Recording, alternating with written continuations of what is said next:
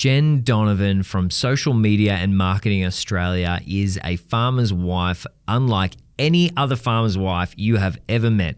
She is an absolute legendary speaker. She's an author. She runs a marketing business and business consulting service, all from a farm in Mulwala. Wow. Her story is one of innovation. This episode is so much fun as she shares very openly about her challenges and her growth journey and about how she's positioned herself in the right way at the right time, but has had the right mindset to be able to capitalize on the opportunities that she's identified. And I find it such an inspiration to listen to Jenn, and I know you will too. So let's take it away. Jenn Donovan, thank you so much for joining me in the virtual studio. How are you? Good, Caleb. Thank you so much. I wish I was in the real life studio, but just not today, unfortunately. One day, life goals, right? One day. Hey, we're not too far away from each other, though. Tell us a little bit about where you're based. It's fairly unique, and where you run your business from. Yeah, so I am based near a small town called Yarrawonga, Mulwala. I live on the border of New South, which sounds beautiful except for when you have a pandemic. I'm sure no one wants to go there, but living on a border during a pandemic was one of those things that one day I might write a book about. The infamous red line went straight through my lounge room, just as a little bit of a tale as to what border living looked like at that point in time. What was okay in the kitchen was not okay in the bathroom. Yeah, exactly. So, so I live on a farm outside of Mulwala. My husband is a fifth generation farmer, and I am the worst farmer's wife in the world, which is why I run a marketing business. That's amazing. You run a business called Social Media and Marketing Australia. Mm-hmm. Tell me, what does this business look like? And I'll definitely ask you more questions about running it from a farm. I love this. So I guess, my story sort of goes that I started in law back probably out of college. That was what I went to study at college. And so I worked in law for about 15, 16 years of my life. And my best friend and I had way too much wine to drink one night. And we're like, let's throw in our corporate jobs. Yeah. Let's buy a retail business. Yeah. So that's exactly what we did. Before I knew it, I was standing at the bank getting keys to a shop I didn't know I ever wanted. So, what was the retail business? It started off as like a little rundown rundown gift shop. And my best friend and I were, obviously farmers' wives. We had these visions of having this beautiful, countrified sort of gift shop as such. But one of my very first lessons of being a business owner was listen to your customer. So we ended up creating quite a well-known and well-established kitchen shop because our town didn't have a kitchen shop. We had lots of gift shops, but not a kitchen shop. So that's amazing. So you actually learnt a lesson through a success in that in that way. You're like, wow, that's good. I like that. I thought that where that was going was that we created something and nobody wanted it, but it was the opposite. No, what we wanted, no one else wanted. So, lesson, your business isn't actually about you. It's about the customer. Who knew, right? So, that's right. All right. That was first business lesson. Tell me, how did you get from running a kitchen shop to where you are now? Yeah, so marketing is what I learned very, very quickly when I ran my own property law business. A few good collaborations and partnerships brought the business in the door. A kitchen shop, that did not work so well. So marketing is what I learned to love. And we had that business for about 7 years. And then when I got out of that, my business coach said to me, do you want to come into business with me? And we can sort of travel Australia, coaching and mentoring small business owners. designers. And I was like, I'm in. And so I did that for a couple of years. And then that business, I was just away from home too much. I had 3 little kids. So I decided to start my own, which is where Social Media and Marketing Australia came in. And you might, think, some big strategy around that name. No, I went and had a look, and socialmediaandmarketing.com.au was a free domain. And I thought, how can that domain be free? I'm taking that. Went to register the business. It was already registered, chucked Australia on the end of it, and boom, I had a business name. So I love that. Name's very one of those ready, things. fire, aim. Yeah, if it works, it works, and just run with it. I mean, Hebron Films, we don't make feature films, and we're not in Israel. Like, what what is this? But hey, it's working so far. I love that. Ready, fire, aim. You thought, look, this is available. That'll do. Let's just go for it. Yeah, that was free. Like, I kind of took it as a sign in 2018 that domain could actually be free. And just recently I got the .com domain. So whoever owned that for all these years either didn't pay their bill and I happened to land on the right day, or it's actually become free. So that was a little bit interesting as well. Amazing. So basically I just decided, too many people when I was running my retail business called me lucky, and I hated that. You're so lucky to have built a big business, and you're so lucky to have customers that come through the door, and you're so lucky to have profit. And it's like, luck has nothing to do with it. And I think that's what I wanted to, talk to people about was, marketing is actually your secret sauce. If you learn to market your business, grow your profits, people, and, let more people know who you are, then you'll probably grow a successful business. So I've been on a make marketing priority train ever since. I love that. And so how long has it been running Social Media and Marketing Australia, and what does the business look like from a services and customer base perspective? Yeah. So 2018, I registered that company. So what's that? 8 years, I think, or so. That I've been running that business. So it has its own podcast, which is called Small Business Made Simple, which again came about of, there's so many business coaches out there. How am I going to stand out and be different? There's one for every street corner in Australia. And podcasting wasn't quite as popular back then. So that was my medium that I decided to help myself stand out from the crowd. I will tell you, Caleb, that I have a small regret that I didn't choose YouTube now. I think, if I was 7 years into YouTube, I think my life might look a little bit different, but I chose podcasting, but that's my little regret with that. Yeah. And so I do a lot of keynote speaking, a lot of, kind of speaking from stage. That's my biggest income source.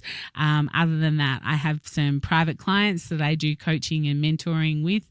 And I have a couple of government contracts that I do business advising through. That is my way of giving back. Not everyone can afford to pay me, a couple of $1,000s every month to do one-on-one coaching with. My way is sort of opening up my diary for a little bit each week to get some clients through that are more startups or perhaps haven't quite built their business to the point where they want to. And even though that might make me sound nice, it's actually done for content as well. I learn so much from talking to these people, that are on the ground doing the hard slog, have all the questions. And I think, I love doing it, but it also teaches me so much about what's really going on out there in the world. I love that. So I want to dig a bit deeper into the service offerings you've got. So most of your work is speaking. Tell me more about what that actually looks like, where it takes you, and where you speak. Yeah, so where I speak is I speak where the people pay me to come and speak. Yes. So that sort of takes me, I've just come back from Sydney. I'm off to Brisbane shortly. I've got Adelaide and Perth coming up a little bit later in the year. I do a lot of regional speaking as well, for local chambers and local councils and things like that. I would like more rural advocacy work. That was kind of a goal for this year. And I know, we're only halfway through, so hopefully I can sort of keep going with that goal, but more, and possibly that would be unpaid speaking. I'm not really sure, but, like going to these big government conferences where they have someone speaking about regional Australia that either doesn't live there or, maybe lives in a big regional centre and doesn't like actually Geelong. Get into the small towns and know what's going on. So that's kind of some of my speaking that I do. Obviously, I speak on community building and marketing and social media and AI and those sorts of things that we do. But that's kind of something that I've really concentrated on in the last couple of years is trying to build that as a big piece of my arm of my business, because that's what I want to do more of. And sometimes I speak from here. I do podcasting. I'm on other people's podcasts and webinars and things like that. So sometimes I don't even leave my little home office on the farm to do it. I love that. That'd be a win for sure.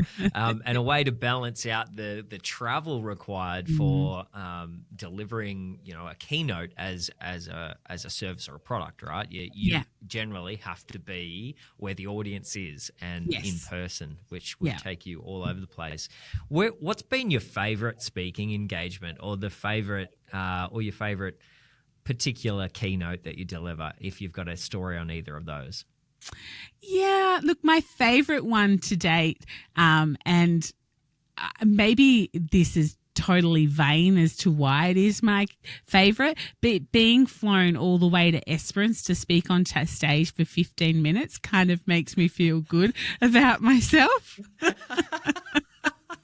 No way. 15 it's kind of like, you want me to come all the way to Esperance and you want to put me on stage for 15 minutes. I got them to 20. I'm kind of like, can you give me a little bit longer? So I got them to 20 minutes on stage and they paid me, it took me obviously a lot longer on aeroplanes than what it would to stand on stage. But they were kind of like, we need your story. Your story is what we want to hear. And that's the spot we've got allocated. I'm like, all right. That's kind of, that's my, I don't know, I guess it just makes me feel worthy. It's kind of like, wow, someone really wants to pay me all that money to stand on stage for 20 minutes. All right, let's go. That's amazing. Look, I have to say, I did just Google where Esperance was. You would have to, it's almost very close to as far as Perth, right? You'd have to be trying. Flew into Perth and then flew out of Perth back down to Esperance. Yeah. 2 aeroplanes, plus a 3-hour drive to Melbourne to get on the first aeroplane, of course. So yeah. That blows my mind, and I love that you were just like, are you serious? Can you give me more time? 20 minutes. And so that would have been, I bet that 20 minutes would have blown their mind and been incredibly valuable. But what did you say in that 20 minutes? Yeah, so they really, I guess I was there to talk about community building. So back in 2019, it's hard to, although it's not that hard to imagine given the season that we've started with.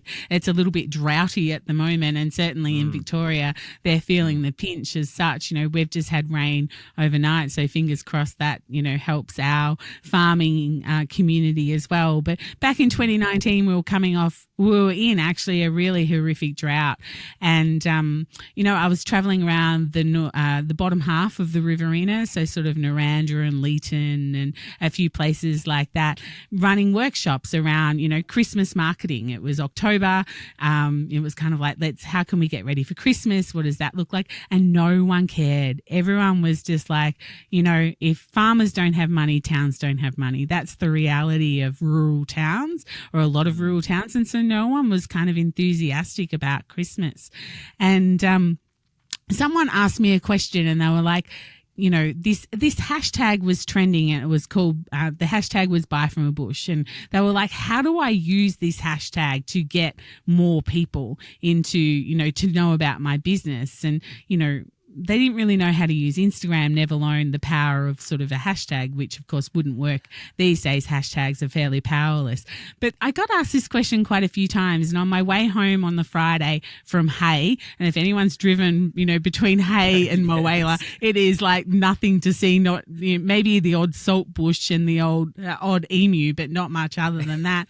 And I guess I just had this thought of, well, if no one knows how to use a hashtag, why don't I create a Facebook group? So I got home and I literally created a Facebook group. I called it Buy From a Bush Business. I invited my friends. I invited the people that I'd seen that week. I encouraged them to invite their friends.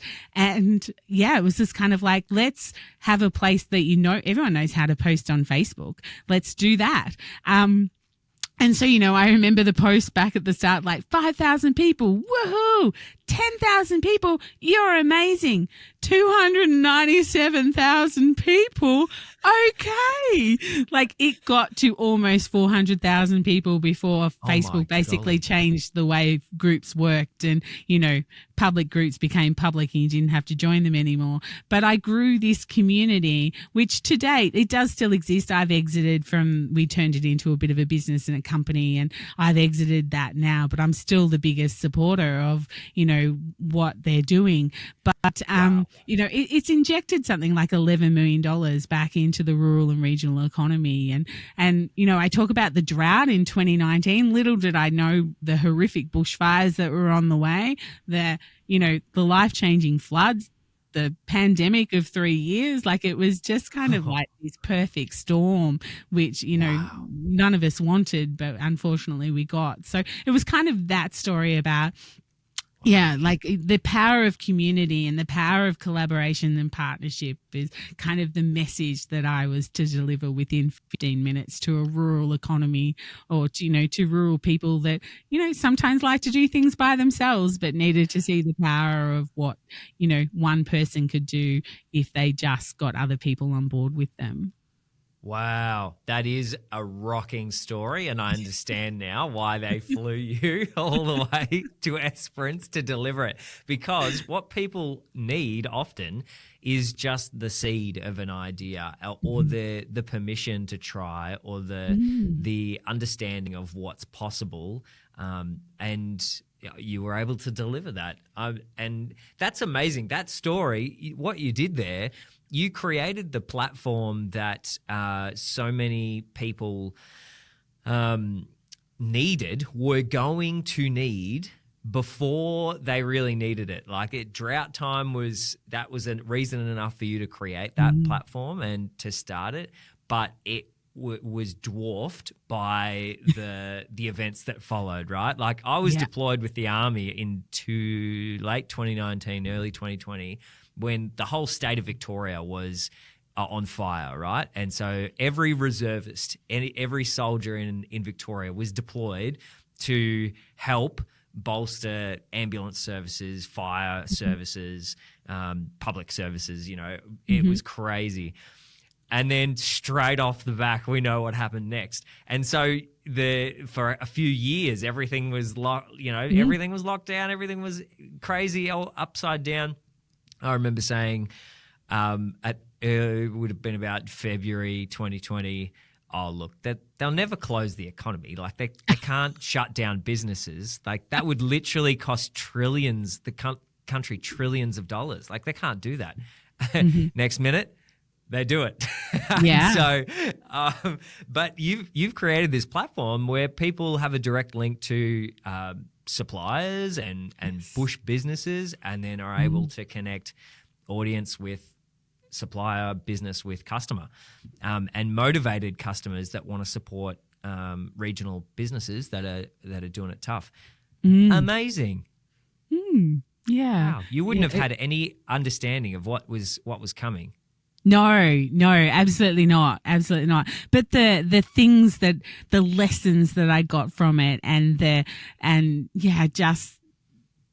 history of it, like even when I think about it, and I have to tell you that I met some of the absolute best people and some of the absolute worst people that humanity has, all within that one group. And It certainly, I noticed a tipping point at around 115,000. So when it sort of outgrew that, I noticed that it was sort of, and that's where it was kind of like, okay, I can't just handle this by myself anymore. Approving, 300-400 posts a night. Like, I think my husband was kind of like, can you put your phone down? And I'm like, not quite yet, nearly there. It was really quite unbelievable times.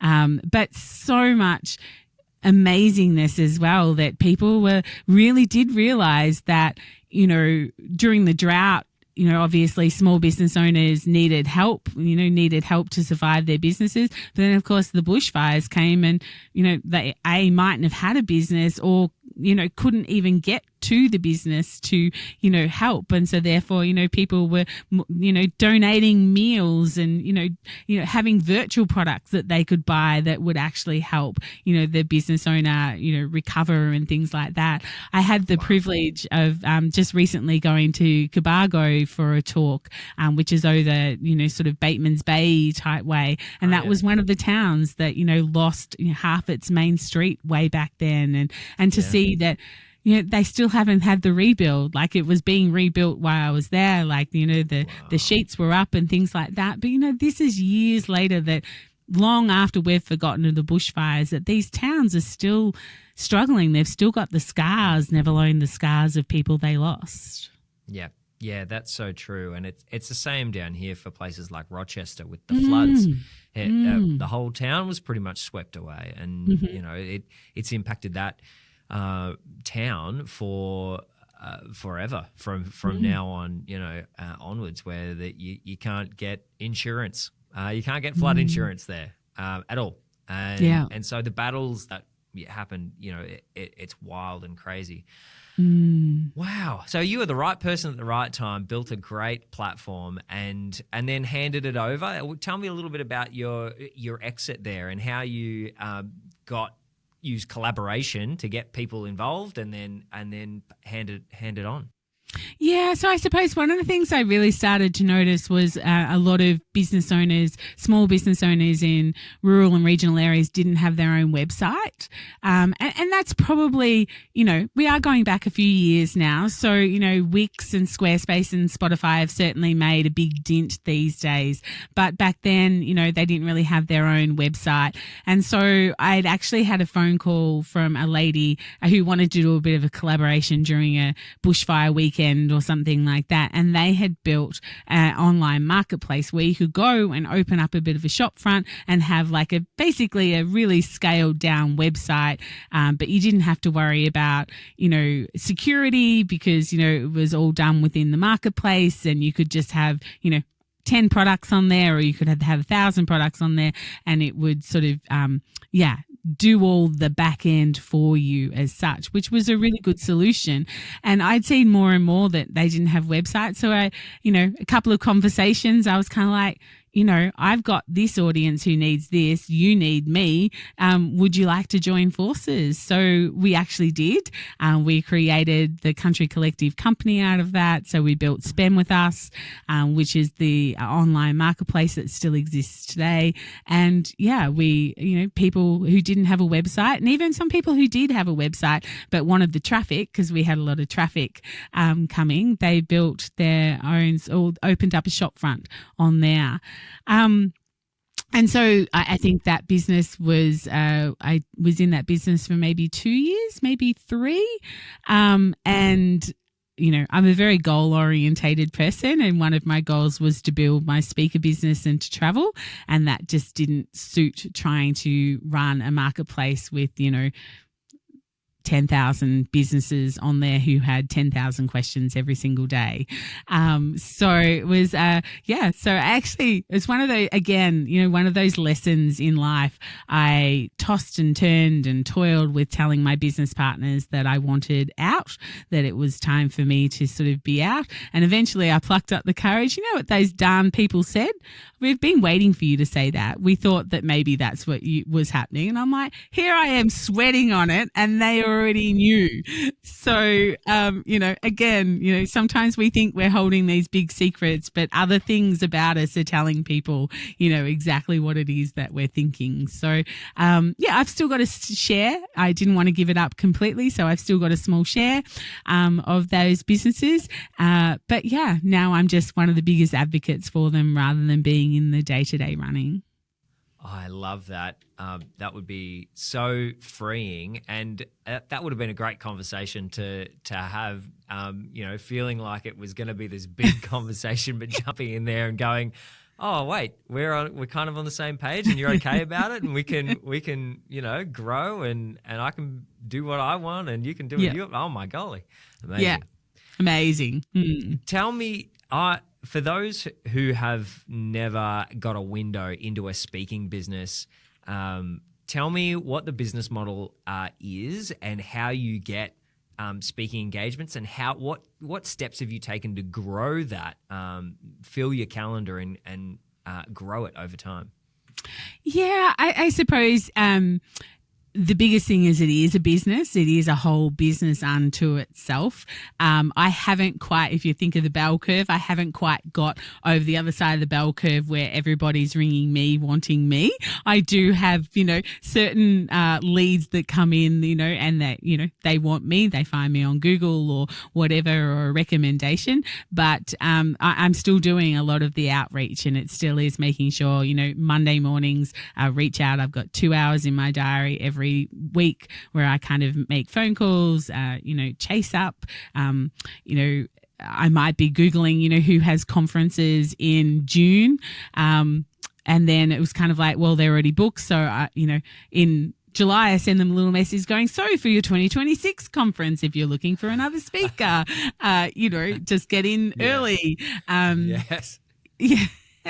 No, so a lot of that. it is sort of outreach as such. But I don't know. I guess I started definitely for local chambers, local councils. I still do some free speaking. I allow myself a couple of gigs every year that, I do.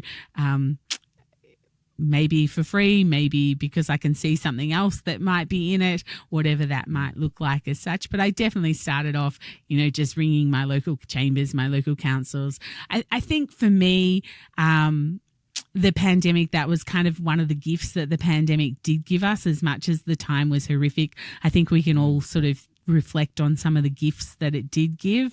I was like most people, had a diary full of, great clients and great work, and maybe even some speaking gigs in there that all disappeared, overnight in March 2020. And after sort of, having a bit of a cry, it was kind of like, well, who does have money?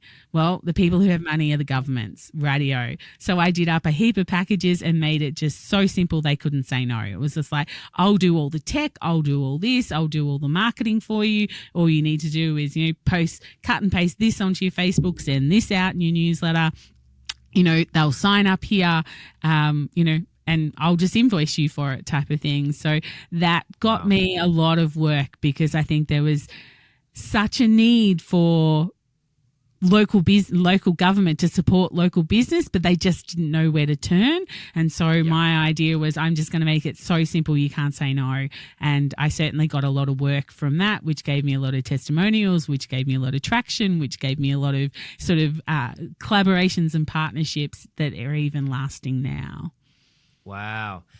Love it. So you really leveraged off the back of the opportunity that you saw through COVID to deliver a package. I love how you say that, because that's marketing 101, right? Is delivering an offer that people feel silly saying no to.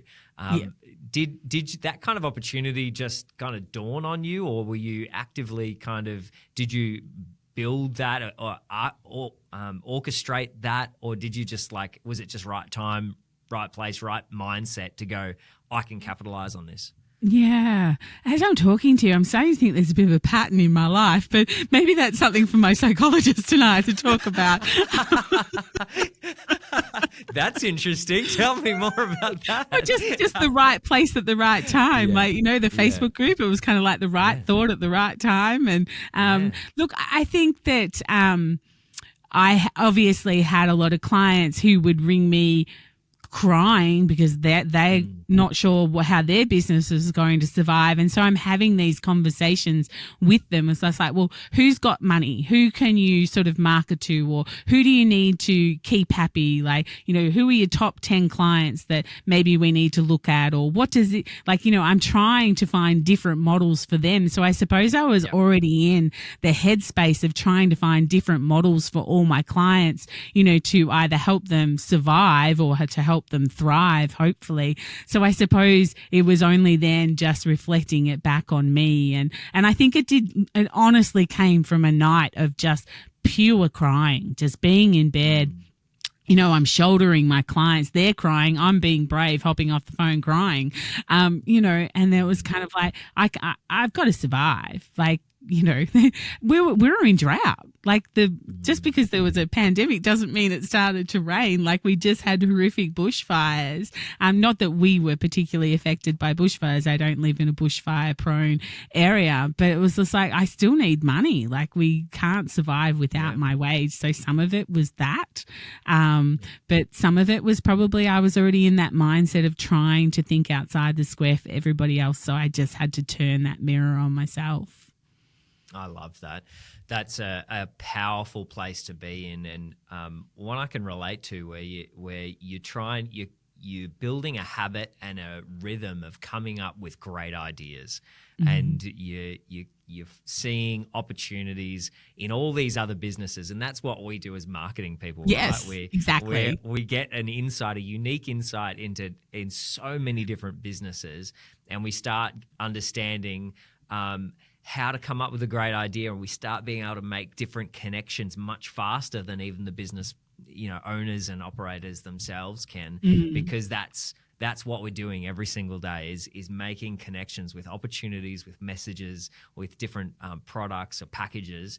Exactly. I love that you're able to do that for yourself, and it worked really well. Yeah, it's like the people say the plumber with the leaky tap kind of thing, but or the marketing person with a broken website. But in this case, you're able to actually utilize your skills and make it work for you. Well done. I'm loving hearing all of your story, and I'm taking so much from it myself. I'm really fascinated. So how do you get to be you, Jenn Donovan? Like how did a farming wife decide that, look, I can't see anyone else doing what I feel like I want to do, but I'm going to do it anyway? And how did you kind of embark on? And what was the conversation with your husband about going, hey, I'm thinking about being a national speaker and marketing expert? Tell me about that. Yeah, look, I suppose that is, I don't know. That's a really good question.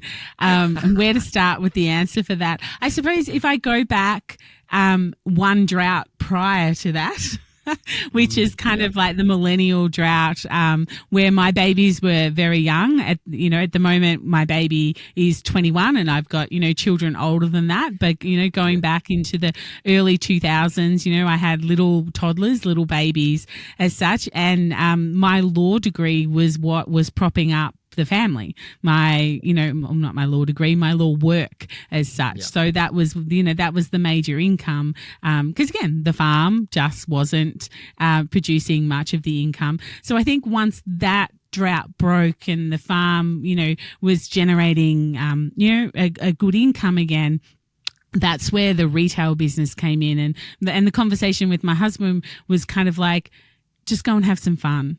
Just go. Nice. You've bought a business with your best friend. the last 8 years have been horrendous. Just go and have some fun. And I think that was what sort of started it off. And then when I sold that business and I was invited in by my coach to sort of go into business and sort of do a lot of traveling, it was kind of like, yep, just go, if that's what you need to do, then, just sort of go. So I suppose having a very supporting partner or husband definitely helps, most certainly. What a man. But I think I've always been a terrible farmer's wife. Like when my kids were younger and we'd play, in the local football team, we'd be traveling to football and the ground's like 10 minutes away, and we'd hop in the car and I'd say to my husband, how much rain have we had? How are the crops going? What are we doing? Have we been, doing sheep work this week? Like I'd ask him all these farming questions, because lo and behold, a farmer would come and sit next to me and say, hi, Jen, how much rain did you have on Wednesday? And I'd go, we had 20 mil. How much did you have? Because otherwise I'd be like, I don't know. I haven't been home all week. I have no idea. Did it rain? So I've always been a terrible farmer's wife, and I've always, I guess, wanted to do things that helped other people. I know marketing might not seem like the vehicle for that, but nothing other than my children and my grandchild and my partner, nothing brings me more joy than to be on stage and be talking and have someone sit back in their chair with that, now I get it look on their face, or the aha moment of, I could do that, or that would make it. Like, that is just that warms my soul so much. And that's what I love so much about, speaking and, talking marketing until someone tells me to change the subject or go to bed. Like, I just love the thought that marketing can change someone's trajectory in their business if they would just make it a priority. Wow. Gee, I love listening to you speak about this, because I can hear a lot of the same heart for, people and businesses, and the same drive, right? That you look at the impact you're able to have and think, this is something really special, and I've really been valuable. I've contributed to someone's life here. Tell me, apart from speaking gigs, social media and Marketing Australia, I would, if I didn't know anything about you, Jen, I would think you are a social media management company. What do you get that a lot, and what other services or ways can you help people that's not jumping on a stage and talking at them?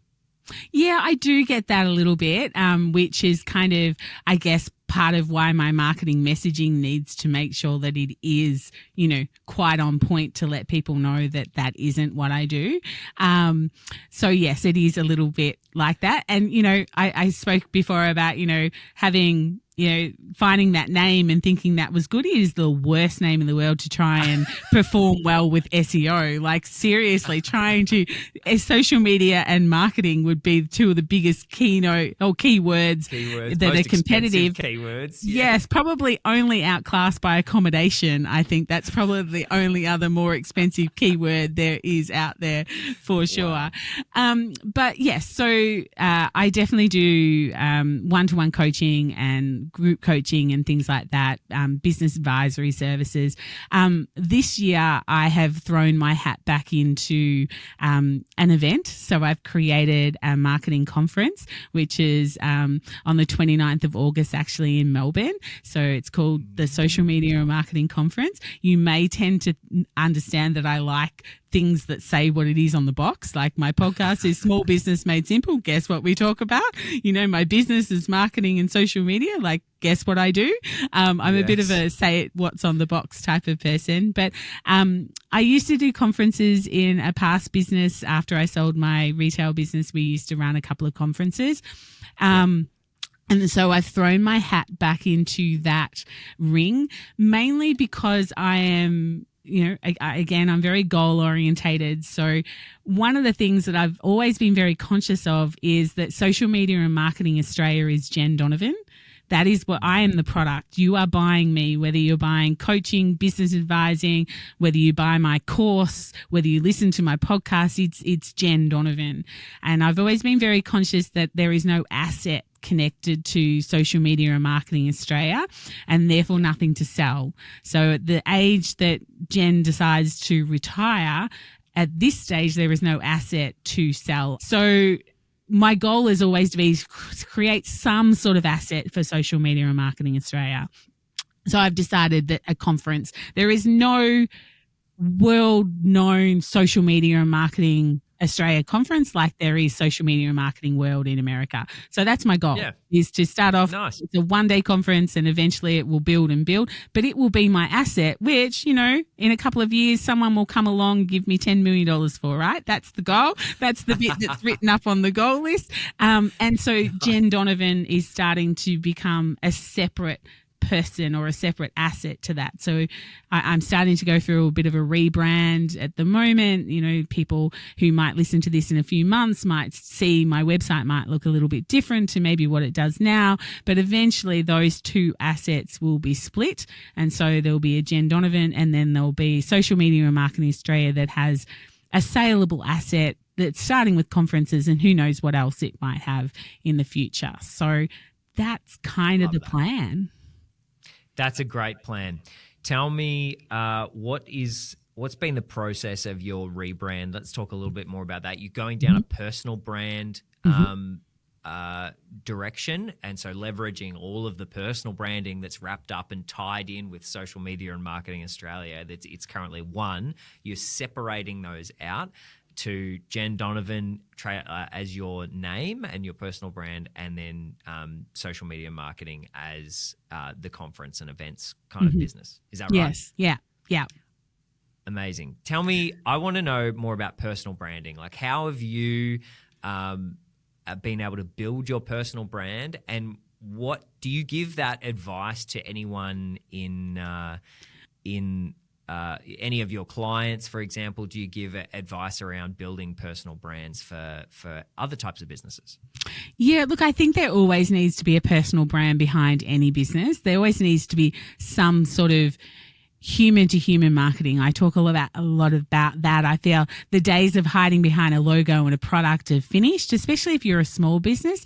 Like, yes, McDonald's can do it, a Big W can do it. Someone with a really big marketing budget can actually do it. They don't need to have a face of a business. But if you're selling candles that smell like the 3,000 other candles that I can buy within a 20-kilometer radius, then the thing that differentiates yourself is yourself. No one sells a candle like you. No one builds it like you. No one has the story like you.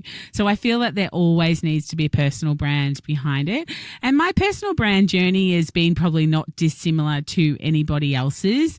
My first logo was social media and marketing, was what was written on the logo. And then a couple of years later, I'm like, can you put with Jenn Donovan in that logo? You know, I got a little bit more comfortable with that. And, you know, so the logo changed, and now the logo will literally be my name. Like, it's been a progression of comfortableness that I am the product, I guess, and that realization over the years that, you know, it's not really to do with Social Media and Marketing Australia. It's actually people are buying Jenn.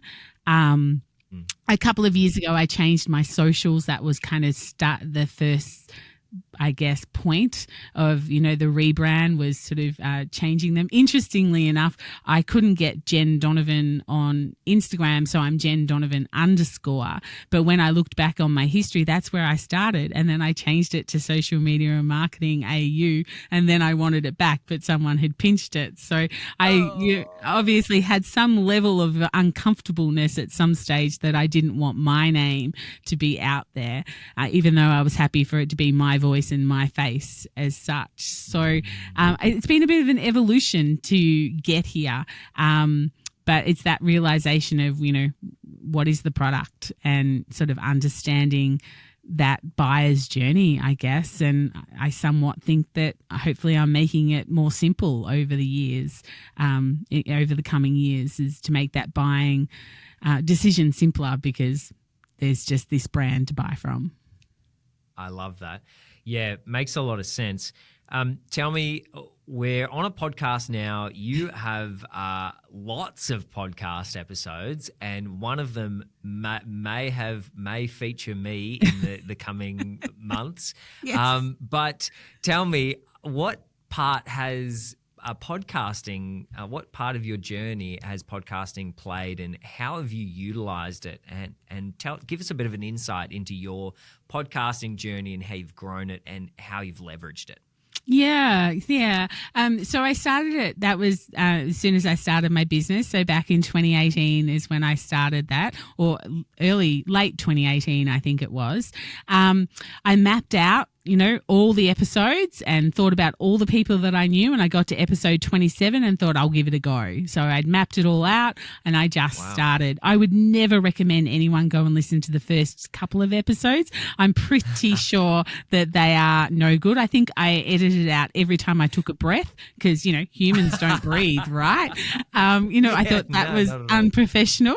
Whereas now I'm kind of like, I hit record and I just keep talking. And unless I happen to burp or cough, they just get whatever comes with it as such. But I would say inside my business that it's very rare to have someone come to work with me that has never listened to the podcast. Like, it is very much at the top of my funnel that most people have listened to it, maybe several episodes, maybe one. They've Googled me and it's one of the first things that has sort of come up, or, they've seen it from a guest that I've been on theirs or they've been on mine, and then they've come and found my podcast. It's very much top of funnel for me. That it's very rare to find someone who hasn't heard it, who has an interest in working with me. That's amazing, and that's really a testament to the power of podcasting as a brand awareness tool and a top of funnel piece. What do you find with the clients who come in and you do you ask them if they've listened to your podcast, or do they mention it? And what is the difference in what effect does that have on your interactions with that person?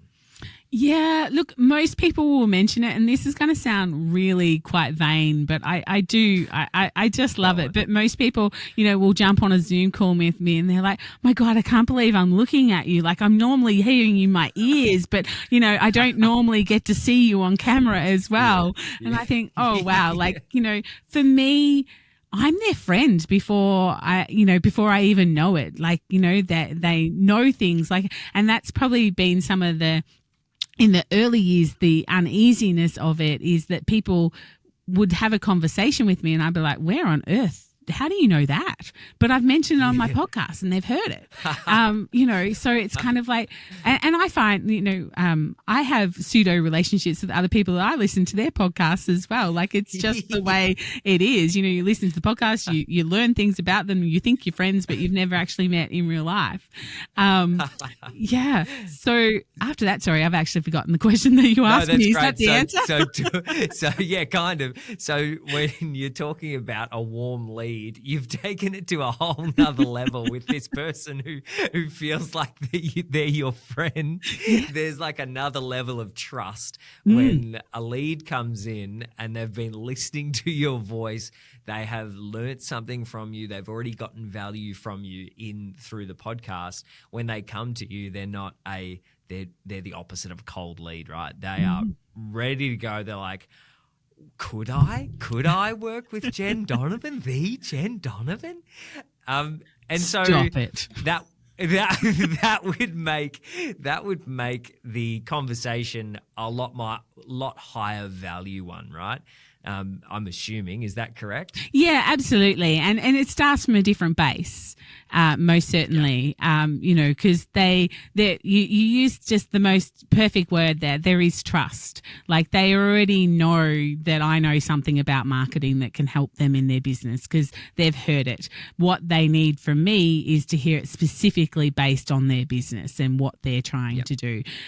So, strategy is where I love to sit, marketing strategy, business strategy. That is the thing that makes, my world go round when I get to, sit down and do some strategy with people, because, that I find that's most people's problem with their marketing is they are marketing. There's just no strategy behind it. And I know, from a conversation we've had on a podcast recording, the why and the goals are so important for everything you do. And it's no different, of course, for any other marketing that people might do. So, we're starting from a different base because of the trust and the relationship, even though it might be one-sided, has already been built.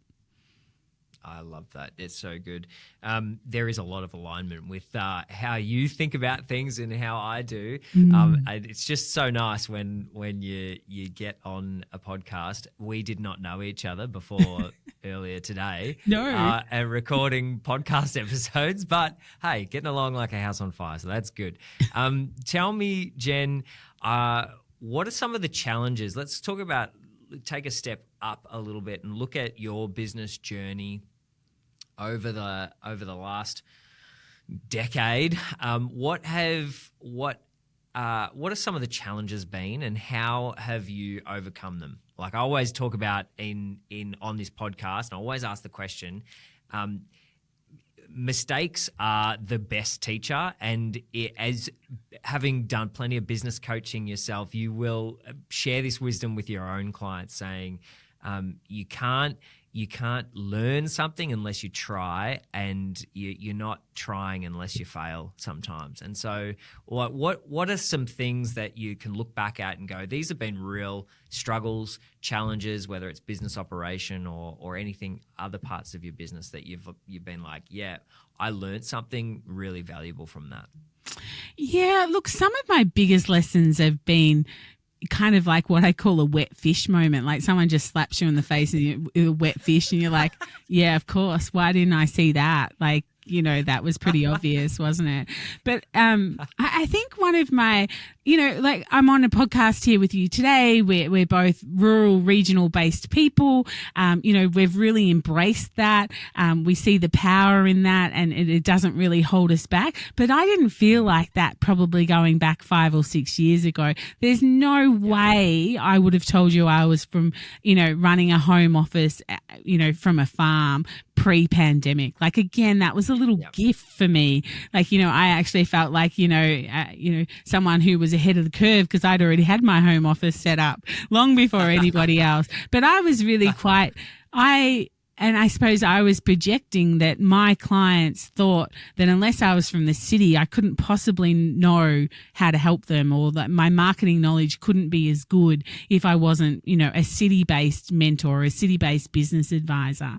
So that was I was projecting my own thoughts, and I think I've done quite a lot of that over the years. Like I've thought that people think that, whereas, I'm the only one who thinks that. And I find, when I'm talking to clients, they have put up their own barriers and they have put up their own fences, and that's not the reality, but they've made it a pseudo reality in their own business. So I think that's probably some of the biggest lessons that I've learned, is to stop, actually listen to the market, actually, put it out there, test and measure it and see if you're right. If I had to put out there that I was, a farmer's wife running a home office, from a farm, and I got backlash from it, that would have been very different to my story and the stories that I tell, as opposed to, well, who cared? And we probably knew that, and, all of that sort of thing. So that's probably been one of my biggest lessons, is take it to market, test it. Do not assume that you know how the market is going to accept or not accept something just because you think it. We're not often our best ideal client. Yeah, that's so true. And that's marketing 101, right? Is test, measure, adjust. And it's so funny how you'll see that across so many different areas of life. Like when you I've had plenty of conversations with my significant other, and she will be saying, "Oh, people think this, or people might say this, or people might do that," and I've had to catch myself and have the conversation, going, "Who is people? Yes. Who is this thing called people?" Mm-hmm. It's Tell me something how that, many we all people. have it. Yeah. Yeah, Is there where 10? are Is they? there What 2? Is there 1,000? what are their names? Like, and the reality is, this thing that we say call people is ourselves, and like Yes. you said, it's a projection of our own anxieties or our own shortcomings or perceived shortcomings, and it's the thing that we create to say to give us a reason why not to do something or why to do something. Is because this external force called people will think this about us, or they'll be upset about it, or something like that. Or they'll never pay that for it. It can't possibly be worth that. People will never pay that much. Yeah, exactly. But the market might if Yeah. you tested it and measured it. That's such good advice and an amazing thing to learn. And we talked about, I can't remember what it was, but you mentioned it might be something to unpack with your psychologist. It's like there's these level of discussions that I love having. It's the things where you can look and be introspective and go, how have I been in my own way? How have I prevented my own success? And it's staggering the amount of that goes on in business owners, in running a business, the amount of internal barriers that exist, that if you took away those, then the practical steps are quite plain and clear, and they're not that hard. The hard work in growing a business, I've found, is the internal work about where I see my own value and how I define my own value and how I communicate it. So, wow. Business owning, the self-development course you never saw coming. Yes, that's right. There's a few things that will really grow your character like nothing else. One of them, marriage, children, and running a business have got to be the biggest self-development courses, the trifecta. Yes. Yeah. I think the whole I've struggled a little bit with the tall poppy syndrome thing as well, of wanting to stay small, keep small. I'm only Jenn Donovan from a farm. Like, who do you think you are? Type of thing. I feel like I've definitely when I think back to, creating a viral Facebook group and how I didn't put my face on that I didn't put a stake in the ground and go, I did that. I'm doing that. Look at me. Like, I feel like Jenn today would do that. Jenn back then just wanted to do it. And maybe in hindsight, it's a little bit cruel sometimes because, maybe I didn't feel like I should be profiting off other people's, bad luck, horrendousness, etc., etc. But I feel like I didn't put myself out there for that. A couple of years ago, I struggled. I've always wanted to write a marketing book, and it was just like, who am I to do that? So a couple of years ago, I wrote a marketing book, and I tailored it to rural and regional businesses because I'm kind of like, there's really nothing out there for them. So that's the way that I can stand out and be a little bit different, is to write a marketing book that's specifically for rural and regional. And I had a little, 2 years on, I had, where I live on a farm, bank managers come to see us when we live on farms. That might tell you something about the financial situation of farms. But so the bank managers are there, and, I had a deal with the Bendigo Bank that in particular branches, if you open an account, you get a copy of my book. And so, they asked for a signed copy of my book. Well, I felt so silly in front of my husband and his business partner signing a book. It's just like, oh my God, this is something real authors do. So again, just projecting and putting barriers up, you wrote the darn thing. You are the real author. But I feel like that whole tall poppy syndrome, maybe it's being, a farmer's daughter and a farmer's wife and just being rural and regional, that, I have to smack her down a couple of times. I'm not going to call it imposter syndrome. It's more of a tall poppy thing for me. And the other thing I think that I've really, sometimes I've stuck with things longer than I should have. Again, either listening to myself or listening to the market, and maybe holding on to something because I thought it should go well and the market just kept telling me, no, it's not. Like, no matter how good you market this, it's just not going to work for you. You need to put it to bed. Or maybe, spending too much time with, people inside my business, not clients, but potentially, contractors or something, or people that weren't on the same value system as me. And I've continually tried thinking I can fix it and I just can't. And I just need to draw a line in the sand and let it go. Yeah, making quick decisions and being able to have tough conversations is what I'm hearing there.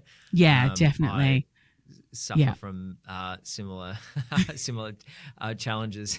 Yeah, you'll actually find me in the supermarket looking for something and go, quick decisions, good decision, quick decisions, good decision. Like, trying to con myself into just choosing whatever tomato tin you want and just get on with it and get out.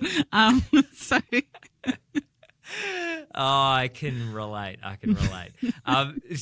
Jenn, we didn't even speak about your book yet. Tell me, you just dropped that little gem there. Go, I wrote a book for rural and regional businesses about marketing. Tell me, what is this book? Yeah, so the book is called Small Town, Big Impact, and it's got 107 simple marketing strategies in it, because I don't know where 107 come from. I think I just wrote until I didn't want to write anymore. And also you have to, obviously the size of your book is how much the book costs to get printed. So it was kind of like, let's stop at 107. But I wrote that book, I guess the inspiration behind it was when I talk to people, talk to small business owners or business owners, what marketing do you do? Oh, we do Instagram, Facebook, and we do a little bit of email marketing. So what else do you do? What else is there? Well, I've got a book that's got 107 ideas in it for you. Wow. So that's where the inspiration comes to is just, look, social media is a necessary thing in our business, but boy, there's a lot of marketing you can do that doesn't involve Mark Zuckerberg's pockets. Yes, so good. I want to read this book, and how can I get it? Yeah, so I will send you a copy. We will discuss that later. But otherwise, you can go to my website, socialmediaandmarketing.com.au, and you can pick up a copy there for sure. But yes, no. And again, there was no book in print that spoke to rural and regional small businesses. And, if you're from the city and you're listening to this, it is different. I'm sorry. It just is a little bit different. Like, the marketing at its core is exactly the same, but, the language, the messaging, and perhaps the method sometimes is a little bit different out here, depending on how rural, regional, or remote you are. Yeah, that's so true. Jenn, we're rounding out this episode, and I want to ask how people can get in touch with you, how they can find you, whether it be on the future speaking circuit or whether they might want to work with you. How can they get in touch? Yeah, beautiful. Thank you. So I'm at Jenn Donovan on most of the social platforms. If you Google Jenn Donovan, Jenn has 2 N's. You will find, no doubt, everything you need to know about me. My website is socialmediaandmarketing.com.au. And if you're a podcast listener, which I'm gathering you are because you're listening to this one, and you want a business one, Small Business Made Simple is my podcast there. And more than anything else, send me a message on whatever your preferred platform is and say, you heard me here, and let's have a little bit of a conversation. I'd love to know what you thought of some of my stories. So good. I have loved your stories, Jenn. Thank you so much for sharing, being open with your experiences and your wisdom. It's so cool. This is the quickest hour of my entire week, I think. This has just gone so fast. That was what I said about the last hour we were recording. Honestly, it has gone so fast. We've had lots of fun, and I can't wait to share this conversation with the world. Thanks, Jenn. No problems. Thank you so much for having me on. Well, that's it for this episode. If you really enjoyed listening, why don't you drop a comment in the comments below? Make sure you like the video and subscribe to the channel so that you get updates on when all of the next ones come out. That really helps grow this little community of people that are diving into regional business and celebrating and learning more from it. So really appreciate your support, and I can't wait to see you in the next one.